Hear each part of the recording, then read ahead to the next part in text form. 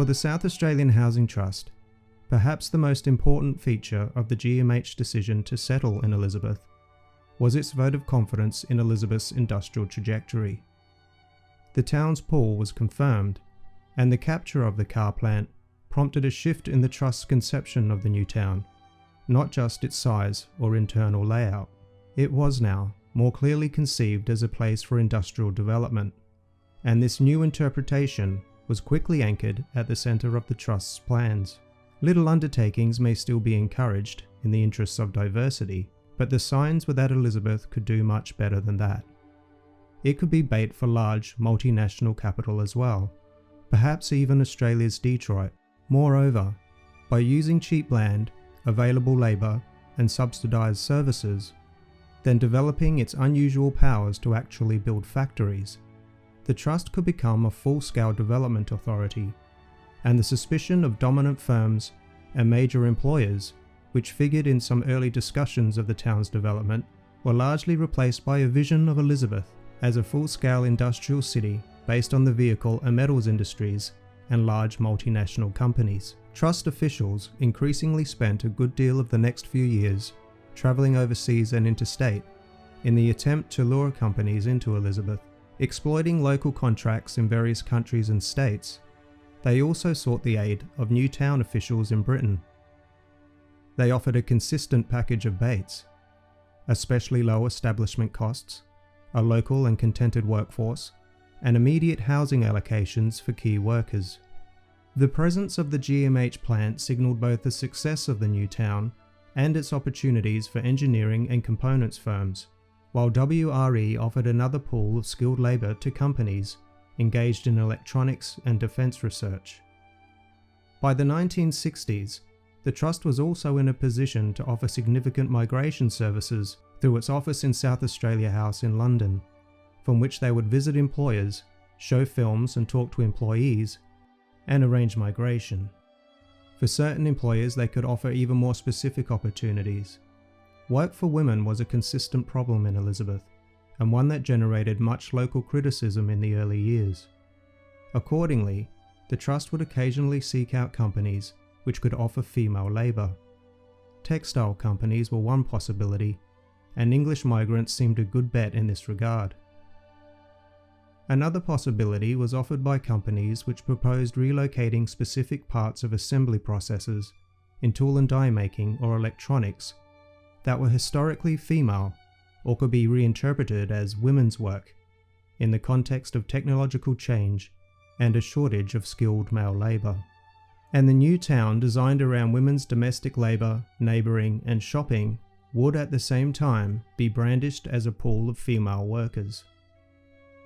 In part, this represented a response to complaints about the lack of work opportunities for women, but it also measured just how far cheap and willing labour for mobile firms had become Elizabeth's future. When it came to selling the landscape, almost anything and everyone was for sale. Elizabeth's women then would seem especially attractive to firms in countries unlucky enough to have equal pay legislation, which Australia did not. By 1963, Elizabeth was becoming a collection of tactical opportunities and useful populations to be exploited by incoming companies. By a variety of means, the Trust had proved to private enterprise that profit was to be had in the new town, and it had proved to itself that having done so, it could look forward to reducing its own presence there in the future. Elizabeth had become more than a cog in a regional industrialisation policy. It had become the test and the fulfilment of that policy. Its size increased and its completion date brought forward. It could now be an industrial city. Elizabeth was still meant to be the city of tomorrow, a fit place for people to live, but it was increasingly understood that the city for tomorrow was perhaps better defined and more easily defended as a fit place for men and a few cheap women to work, and especially as a fit place for big firms to make big money. Despite its confident predictions of reducing its presence, however, almost immediately the Trust found itself having to police industrialist behaviour, engaging in minor and major disputes with land purchasers about what the encumbrances and caveats actually meant. It also found itself building and extending factories to changing specifications, and having to prod industrialists into action. Encumbrances and schedules were intended to prevent overdevelopment, unsightly buildings, or the holding of land for speculation. The Trust, quite rightly, desired that the increments on land values produced by development be earned by productive users of sites, and not by speculators. But land buyers did not necessarily conceive of their investment in quite the same way, and it became clear there was an obvious tension between the Trust's blueprint for their city of tomorrow and the economic imperatives of industry. It was hoped that flexible and common sense policing along these lines would shape industrialist behaviour without resort to intricate zoning or undue interference in property rights. Yet from the very beginning of negotiations with firms, the Trust found itself facing all kinds of requests. To abandon all or part of the encumbrances, to allow extensions of time, to reduce rents. Some companies even attempted to work around the encumbrances by enlisting the support of the State Industries Advisory Committee against the Trust. During these early days, the Trust's patience was persistently tested by companies consciously or inadvertently flaunting their development obligations. Common sense and the insistence on flexibility were in fact providing the wrong signals. It would become more and more apparent, especially with multinational companies, that employers and managers had their own views about the new town, as well as their particular piece of it. There was major concern that the rapidly growing population of the town and its industrial expansion were completely out of balance. Encumbrances were one way the Trust attempted to ensure companies began operations within a reasonable amount of time. One electrical company purchased a site in 1958 on the understanding that it would begin construction by 1961. It secured an extension to 1964, but had still not begun in 1968. Some larger firms were simply not meeting the standards of commitment expected by the Trust. One of the key objectives of the town planners was that companies direct their incoming supervisor and above employees to the town's sale housing.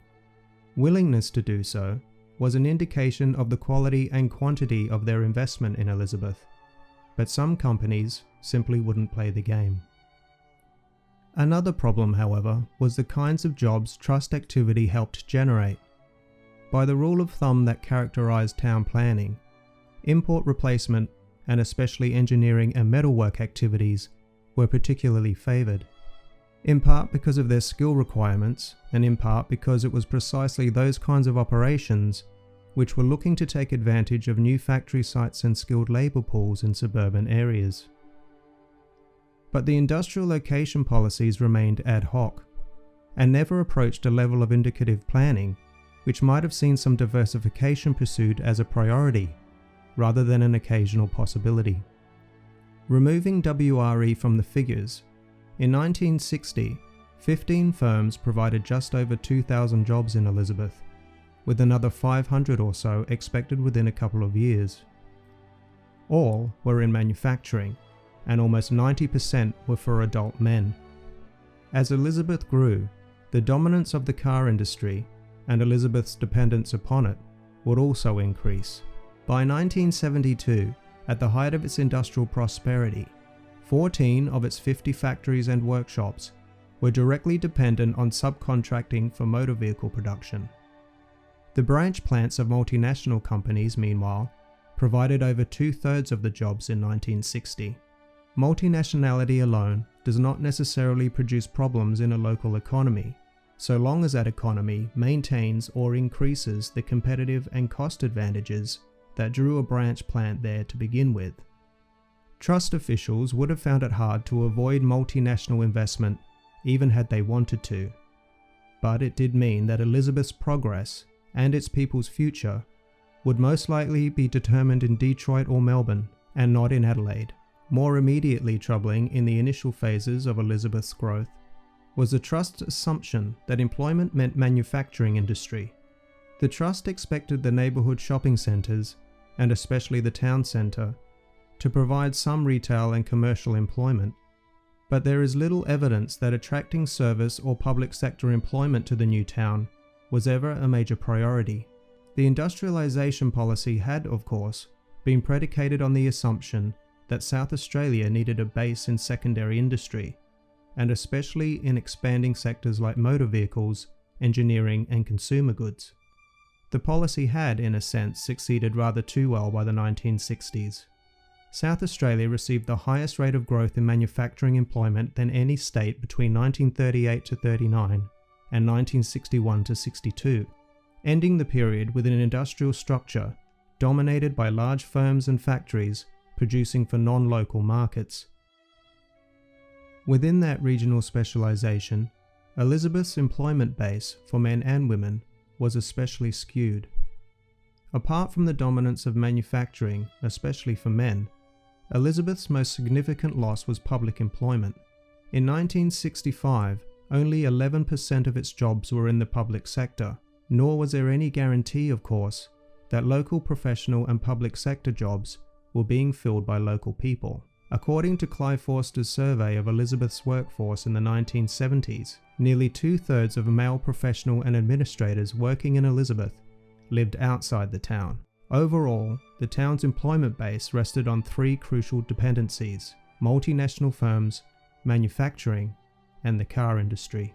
Another related problem was the lack of fit between labour opportunities and labour needs in the population, in particular, the dearth of work for women and for the youths, who would become a large proportion of the local population within a decade. The Trust was aware of these problems and attempted to entice employers who might employ female labour. But much of the employment Australian women could get in the 1960s, whether or not, of course, it was what they wanted, was precisely in the low-paid, routinized white-collar or sales work that Elizabeth lacked.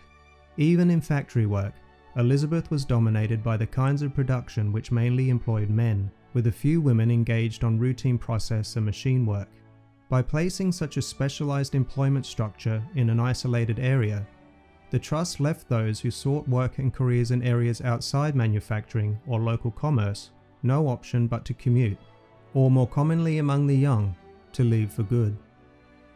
The city for tomorrow had become the city for industry, and assumed a particular structure of household work and labour participation strategies centred on male heads' ability to get and keep a good wage in a factory, and confirmed that Elizabeth would depend upon waged industrial employment for its survival.